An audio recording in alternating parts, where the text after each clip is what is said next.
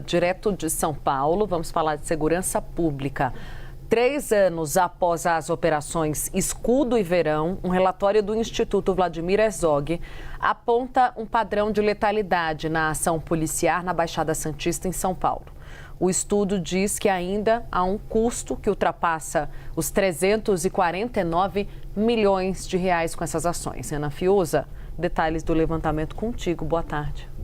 Boa tarde, Tainá. Boa tarde, Uribe, para todo mundo que está com a gente aqui no Bastidores. Olha só, esse relatório ele é de extrema importância, aborda justamente essas 2 operações que vocês mencionaram, né? Escudo e Verão da Polícia Militar. Inclusive eu estive muito na Baixada Santista acompanhando de perto o desdobramento, né, de toda essa história. O material ele revela um dado que chama a atenção. Olha só, 8 em cada 10 vítimas eram homens negros e jovens, em sua maioria moradores de periferias não muito diferentes, né, do que a gente vê e acompanha em outras operações. Os dados são dessas 2 operações, elas aconteceram em 23 e 24 no litoral de São Paulo, sobretudo na cidade do Guarujá e Santos, ali nas cidades vizinhas, né? Só para contextualizar, ao todo, essas ações deixaram 84 pessoas mortas e a conclusão traz um termo, né, que me chamou bastante atenção, tá? É citado uma espécie de, abre aspas, vingança seletiva, fecha aspas, contra essa população em específico. E o porquê do uso dessa palavra vingança? Porque tudo isso se deu após a morte de alguns policiais militares que aconteceram na região, principalmente um tenente da rota. Ponto importante, as operações elas foram consideradas como um dos episódios de maior letalidade da polícia, né, da história recente aqui de São Paulo. Fizeram até uma comparação com o massacre do Carandiru, uma comparação que, né, a chacina do Carandiru, né? A gente tem os números, convido a todos para acompanhar, dá uma olhadinha aí na tela, olha só, 84 civis mortos, a gente está falando de pessoas, né? 84 pessoas que acabaram morrendo e também tivemos 3 policiais mortos nesses confrontos.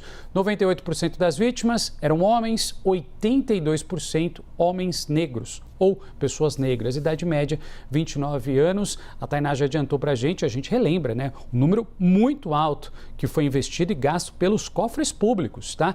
349 milhões de reais nessas 2 operações na Baixada Santista. O estudo não olhou apenas para os números de pessoas que acabaram morrendo em confronto com polícias ou até mesmo, né, policiais que acabaram sendo vítimas. O Instituto reuniu relatos de familiares, testemunhas e aponta casos de pessoas que estavam desarmadas e foram mortas durante as ações, além de denúncias de tortura e de invasões de domicílios sem mandados judiciais. Temos uma outra arte aí para trazer para vocês, né, o que foi relatado, o que o Instituto Vladimir Herzog conseguiu entender dos relatos. Tortura, invasão de casas sem mandado, agressões a moradores, destruição de bens, alterações de cenas de crime por parte dos policiais e também remoção de corpos antes mesmo que a perícia pudesse chegar e entender a dinâmica de tudo que aconteceu. Contextualizando, trago para vocês um exemplo. Entre as vítimas citadas nesse relatório está a senhora Edneia Fernandes Silva, mãe de 6 filhos e que acabou atingida na cabeça por uma bala perdida em uma praça em Santos. Em 2024, março, segundo o laudo pericial, o disparo partiu da arma de um policial militar. O documento também cita o caso do Leonel Andrade Santos, que era um homem com deficiência que usava muletas para se locomover e, segundo o relatório, ele foi morto na frente do próprio filho. Meses depois, o filho do Leonel, o Rian, que tinha 4 anos, também foi morto por disparos da Polícia Militar enquanto brincava perto de casa. Outro dado apontado pelo Instituto é o número de investigações que foram arquivadas. 17 apurações sobre as mortes acabaram sendo encerradas a pedido do Ministério Público sem denúncia. Até a divulgação desse relatório, 13 policiais militares respondiam a acusações relacionadas a 7 casos.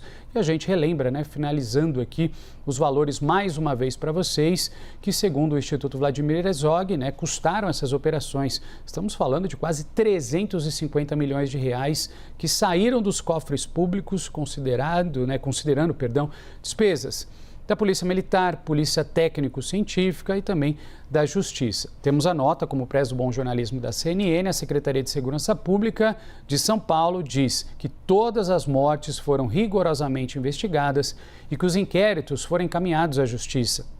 O governo também defende que as operações tiveram como objetivo combater o crime organizado e o tráfico de drogas. Só para a gente finalizar, eu convido a todos para a gente acompanhar o que disse a responsável por esse inquérito, por essa investigação, por todo esse relatório, falando a respeito das conclusões e também da atuação das forças de segurança. Vamos ver.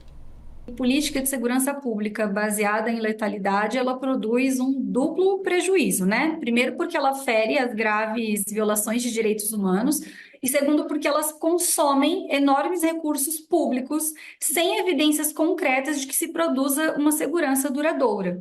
Então, a gente ter um custo estimado de mais de 300 milhões de reais para os resultados que foram postos em relação à efetividade da Operação Verão e Escudo, é um ponto que o Instituto coloca como central para ser discutido, se essas operações elas realmente produzem um nível de efetividade às quais elas se propõem. O que o Instituto defende é que o cumprimento das obrigações do Estado, que são previstas no direito brasileiro e no direito internacional, elas sejam avançadas, né? Então, quando há graves violações de direitos humanos, a reparação ela deve ser integral, precisa haver investigação, responsabilização, apoio às famílias.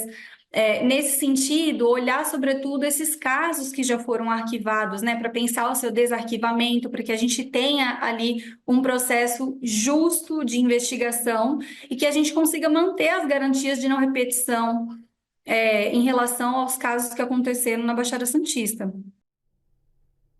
Tainá, se morre um inocente, não foi exitosa. Não é papel da polícia militar matar inocente.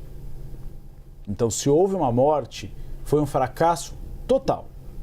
Acho que essa operação foi uma das operações mais absurdas da gestão de Tarcísio de Freitas.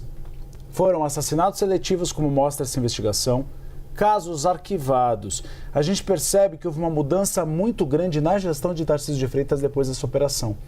Tanto é que o governador mudou completamente de discurso, reconheceu a necessidade das câmeras corporais, reconheceu a necessidade de punição dos policiais militares que cometem abusos.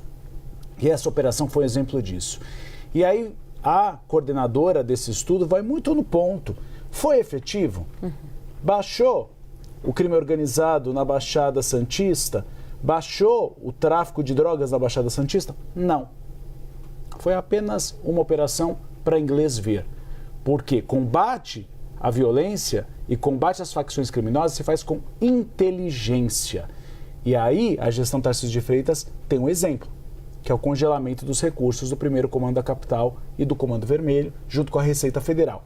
É isso o trabalho efetivo. É quando você tira o dinheiro das facções criminosas, não quando você sai matando à torto e à direito. Vamos olhar para o Rio de Janeiro?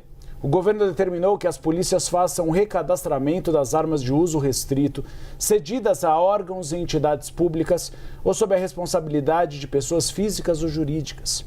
Fuzis, carabinas e submetralhadoras estão entre os armamentos que precisam passar pelo cadastro.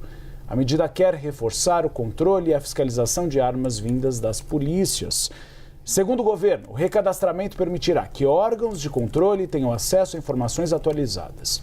As corporações terão até 30 dias para enviar ao governo do estado um relatório com a quantidade de armas recadastradas e recolhidas, além, claro, das irregularidades identificadas e providências adotadas.